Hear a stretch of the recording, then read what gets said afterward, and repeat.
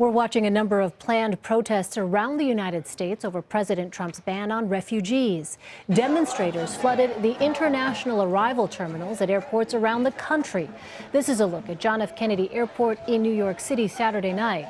A demonstration was also planned for Sunday outside the White House. For more on the political fallout, let's bring in Errol Barnett in our Washington bureau. So, Errol, what is the reaction, first of all, from Democratic and Republican leaders?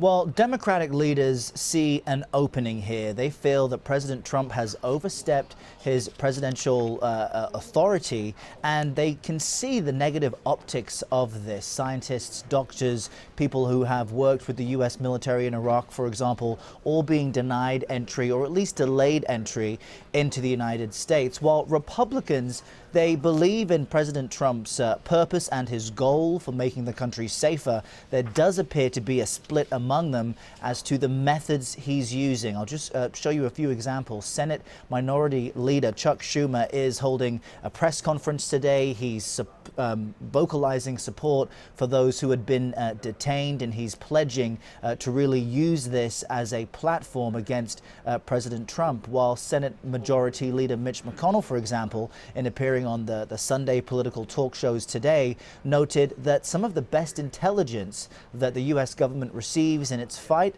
in the war on terror comes from Muslims both in the United States and around the world. So he's trying to show on the Republican side that they do respect Muslims and that they are hearing these calls that the treatment so far is unfair. However, he goes on to say that the president the courts will decide if the president has gone too far in making this executive order and how it's been implemented. So there's a bit of a split on the Republican side, not to the goal of what President Trump is trying to do, but the methods and how it's being used.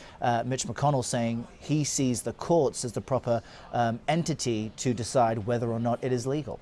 Well, Errol, let's play a clip of White House Chief of Staff Reince Priebus on NBC. He was asked about reports that the order would affect green card holders. He seemed to contradict himself in that interview. Let's take a listen.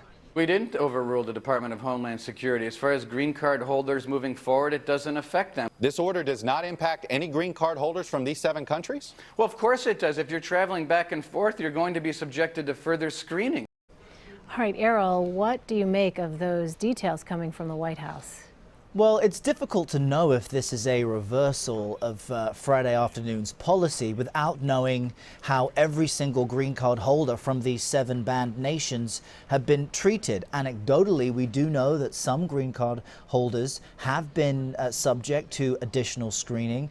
Chief of Staff Reince Priebus, they're alluding to that being possible, that this is being done on a case-by-case basis. But then you have to ask the question for these border agents, many of whom didn't know or have the heads up that this was going to be implemented. How do they know who to apply that additional screening to and for how long? There are these stories of elderly Iranians, for example, being detained in airports overnight. They're in their 80s and 90s.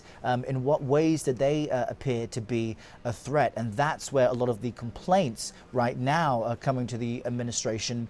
That's what they're based on. They're based on the fact that perhaps the people at the heads of these agencies knew that this policy was about to be implemented, but for the people who have to carry it out at all of these airports with the thousands of people coming through, there may not have been clear communication as to who exactly they need to look for and apply this additional screening to. And we should note that if you're a green card holder, you're already in the U.S. immigration database, and if you've applied for a visa, you've already had to go through a vetting process of some kind. So the question is, why do these individuals specifically need to go through extended and extreme vetting, as the president calls it? So, Errol, then, what is the State Department advising people in affected countries to do?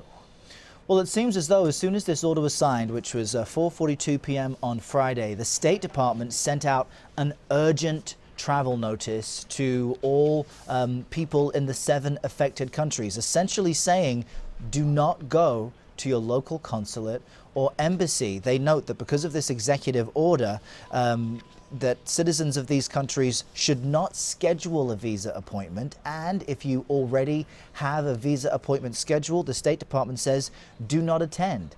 In this notice, they say you won't be permitted to permitted entry to the embassy or consulate. They will announce any additional changes at a later time. So again, because this happened late on Friday, maybe the heads of agencies knew that this was coming. There wasn't enough time to put a system and a plan in place. So the State Department is saying for anyone who has an appointment to get a visa, forget about it.